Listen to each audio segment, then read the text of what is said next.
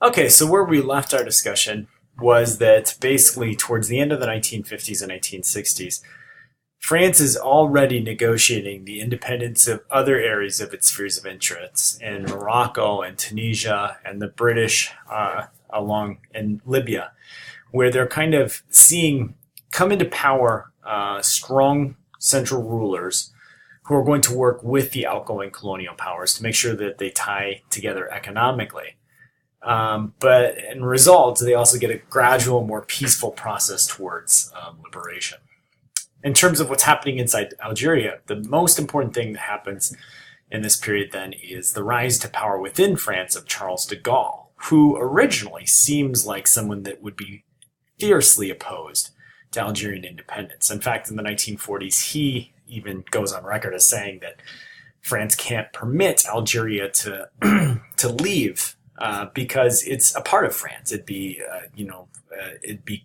a critical loss to the nation. And being a general and a military figure, the military officials fighting for France in Algeria and the European settlers think that this is somebody that will favor their cause.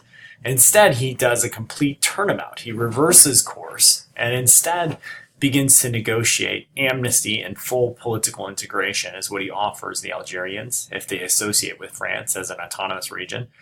Or then he says, if you choose not to, then you should be allowed to secede and become an independent country. This sparks a near coup. Elite members within the French military consider assassinating or plotting against de Gaulle and overthrowing him. But because of his popularity and because of his own ties within the military establishment, he's able to fend off those attacks and save the French Fifth Republic. So there's this revolution in Algeria threatens almost to topple over the French Republic that's formed since the Second World War. The result then is Algeria very quickly in the 1960s moves towards independence. And then those European settlers, those populations over 1 million, begin to leave in droves from the country.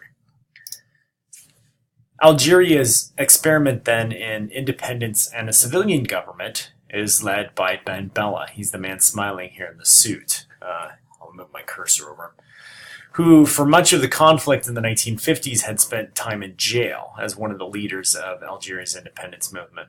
However, there's a difference of opinion about the direction of the country, about how much political say commoners should have, versus the military elite who feel like that as a result of their sacrifices and their higher education, they should be able to guide the country in the direction they so choose. And so Ben Bella, the popular figure, is removed from government by Boumediene, the military establishment figure, and we get a dictatorship, just as we saw in these other states, like Morocco, where Mohammed V is going to kind of silence Islamic groups and rule as a dictator until the 1980s, and then the same with Habib Bourguiba, okay, who rules over Tunisia as a dictator until 1987. Both of those states, though, use their control to both plan the economy and implement reforms, often against the wishes of their local population, for things like women's rights, to expand the healthcare system, and in the case of Algeria, to take the former landed estates owned by French and European settlers and divvy those up to small farmers as a way to reduce inequality. They also rely a lot on the discovered oil and gas found in the south. And the reasons for these dictatorships are often because of challenges from Islamic countries that do not want secular regimes and instead would like to form a solidly Islamic state. And this later, towards the 1980s and 1990s, will lead many of these states, like Algeria, to be partners of the United States. Today, this war on terror that was begun over a decade and a half again in Afghanistan and Iraq, Algeria proved to be a key ally of the United States in North Africa.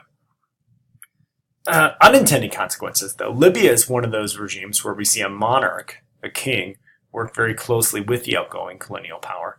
Too closely, though. He basically allows the British to dominate the oil industry and many of the other key resources in his country, and relies too heavily on American support.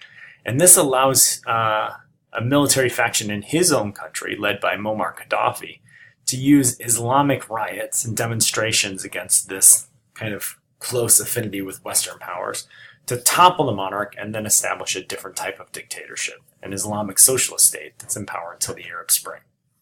So we see these different paths. There's Algeria's violent struggle.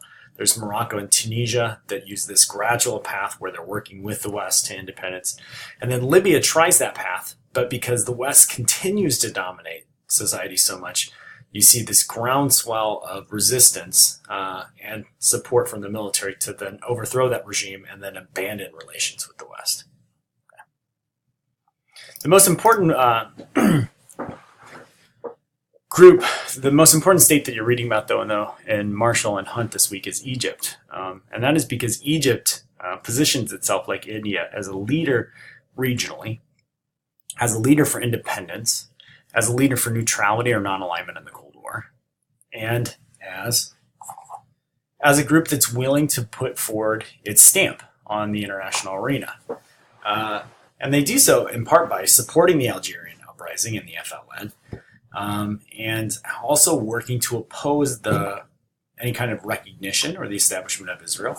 And then lastly, through the nationalization of the Suez Canal, where they're able to take a key part of their country back from a foreign power, in this case the British, the French, but also the Israelis, as we'll talk about in a second, and then use it as a source not only of national pride and regional power, but also as a major form of incoming revenue to put forward an Egyptian definition of what socialism means. The Egyptians will borrow and use the Soviet Union when needed, especially to strengthen their military through the introduction of like MiG-15 fighter jets and tanks from the Soviet Union.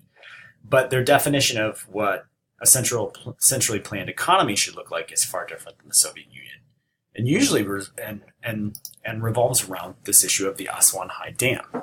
I want you to look for Wednesday at this question. According to Hunt, why was the Aswan High Dam so critical to Nasser's vision for Egypt, and how did it contribute to the Suez Canal crisis? And hopefully you'll come away with this of all these different layers of what he imagines socialism to mean. It's about electricity. It's about more arable land. It's about stability and protection from natural disasters. But it's also about communicating to the world and to Egypt's neighbors that it's a technologically advanced society, in much the way that it used to be during its ancient dynasties. Okay? But basically what happens is this project is jeopardized by the intervention of the Eisenhower administration and the World Bank, refusing to give it loans. And so Nasser instead turns to taking over the Suez Canal and its channels and locks from foreign powers. And he would use that revenue to fund this project that he sees the country's economy and its fight against inequality as so critical to. Now, that, along with Egypt's maneuvers to form a regional alliance and military assault on Israel in the 1950s and 1960s, leads Great Britain, France, and the Israelis to form a strong partnership where they actually take a preemptive strike against Egypt. They take control of the Sinai Peninsula, and they prevent Egypt from gaining control of the Suez Canal. However, not wanting this moment to foster greater radicalism or push the Middle East even further away from the West, the Eisenhower administration reverses course and, along with the Soviets, pressures those three groups into relinquishing control. And Egypt successfully nationalizes a key resource. So this is a major victory. They defeat their enemies, the Europeans. They defeat the Israelis, at least symbolically and diplomatically. And they stand up to the United States and force the United States to come to terms with them on something that's very important to them. So you're going to be reading and evaluating about how successful Nasser is, because this makes him one of the most popular figures in the region. He's very popular in his own country, but other countries as well. But ultimately, where his plans to remake Egyptian society and make it more equal, and also to make Egypt a power, run into problems with repeated attempts to defeat Israel at war, that eventually end up squandering all this goodwill and losing territory and suffering greater humiliation. And the most important there is the 6-Day War, where Egypt loses control of the Sinai Peninsula, this time for a long, long time, to Israel until 1982. Nasser will die in 1970, and his dam, the Aswan Dam, will be completed. And so he has a great level of success, but these particular failures are why Marshall refers to Pan-Arabism as a failure. Because as leaders of this Pan-Arab attack on European influence and on Israel, and on outside intervention in these states, eventually Egypt kind of abandons that course and eventually moves towards an alignment with the United States by 1982, compromise with Israel, which returns the Sinai Peninsula to Egypt, and the bankrupting of Pan-Arabism, the idea that all these states share something in common. Because in reality, they have as much that divides them and makes them competitors in the region as well.